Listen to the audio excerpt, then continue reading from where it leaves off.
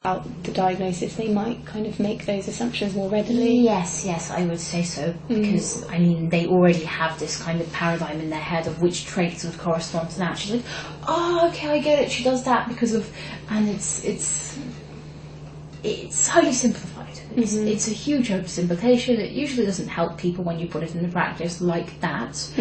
And I mean it's disappointing. As I said, it's underwhelming from my already fairly low expectations of people in general. Yeah. It could be really disappointing. God, that's just getting lower each day. Yeah. And you're saying it's disappointing when people think that way. I also understand if they, they only hear 15-year-old with autism, as even my mother has put it before to people she's been speaking to, then they're going to think of something very different to how I actually am. Like, I was, my school found me, even recently, my school found me work experience placement, and I'm going to be working at a biomedical institution actually, and so they didn't know me, and they, all that my school was able to communicate to them that was I did have autism, but a few other things about me, what I do, etc. And they were literally just saying, do you think she might struggle with complex language? And it's... yeah, it's like when you have that idea in your head, obviously that's going to be the first thing you think. Or like, do you think she might struggle if she received criticism of her work?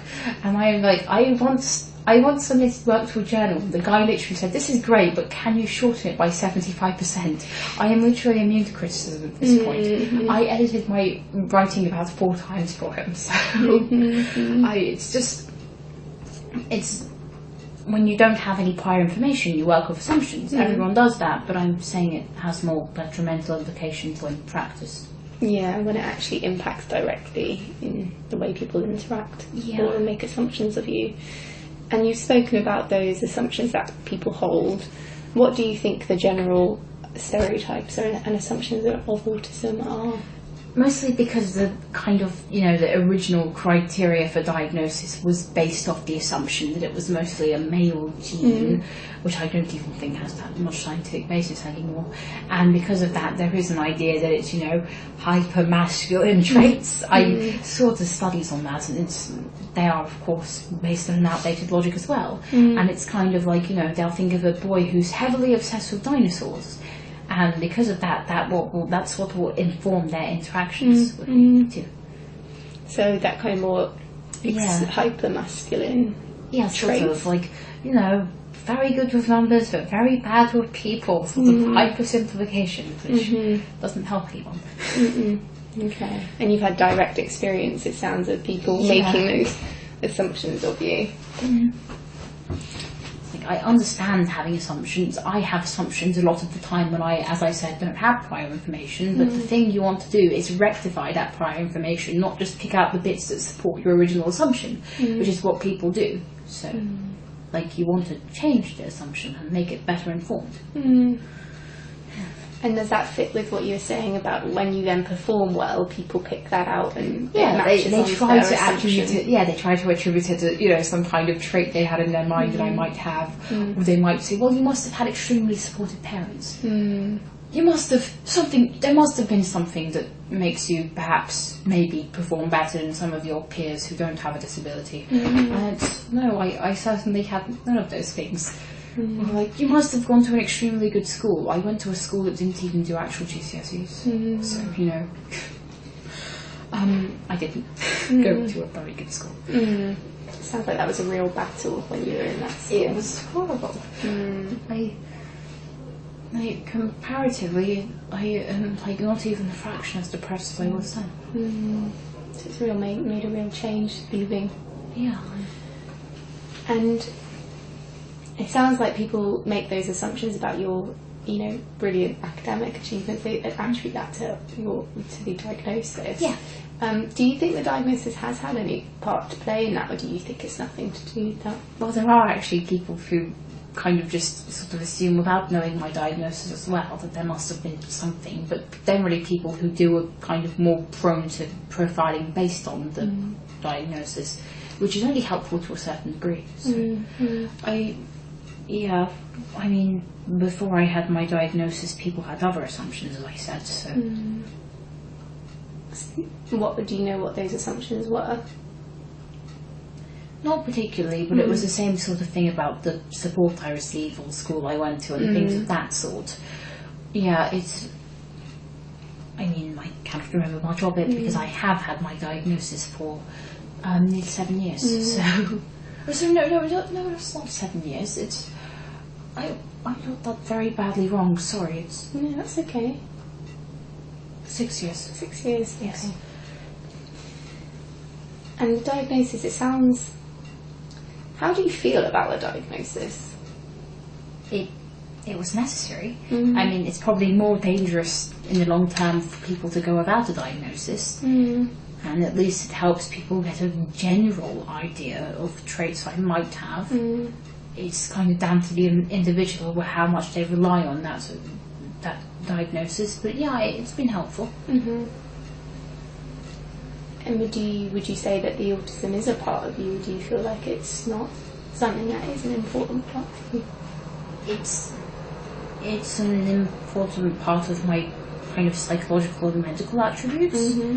I kind of separate myself from everything else, though. What's that separation look like? So what? Like, my academic interests and then my illness, essentially. I mean, yeah, like my anxiety and depressive disorder as well. So that's separated out? I feel like they do exist separately, yes. For example, my kind of social life, that I would say, it's not separated. It's pretty much with my autism, and to be fair, I have pretty much no social life at all, and I am okay with that. But some things are more heavily impacted by other things, is what I mean. As in, some things, I can attribute to having that diagnosis more and can be explained by it more. For example, my having no friends. So there are things in your life that you feel fit more with the diagnosis than other things in your life? Or things that should be explained by it. For example, what I do with my interests are just like, it's mutually exclusive. It doesn't need to be explained by a diagnosis. So, even though some people try to, like my interest in science doesn't need to be explained by the fact that I have autism, but some people have tried to do that. But my social skills do, because that is a recognised and official trait, not just something people have extrapolated. Yeah, I see what you're saying. Yeah, people have made assumptions from things that aren't grounded in maybe evidence. They kind of derived it and just thought, well, that kind of makes sense, whereas the social skills is directly linked. And I know this is another kind of abstract concept. I'm not sure how you feel about it, but the idea of personality and identity. I'm sure you have some thoughts about it, but if I was to ask you, what traits make you your personality, how do you describe your personality? Would you be able to do that?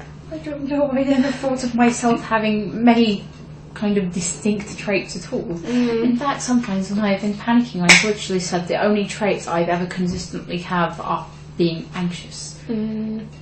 Other than that, my traits are simply that I am very thorough with things. I like writing a lot, and I am anxious. That's the bulk of it, really.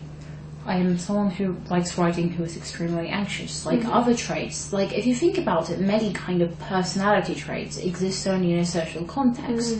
So I don't know which others I have.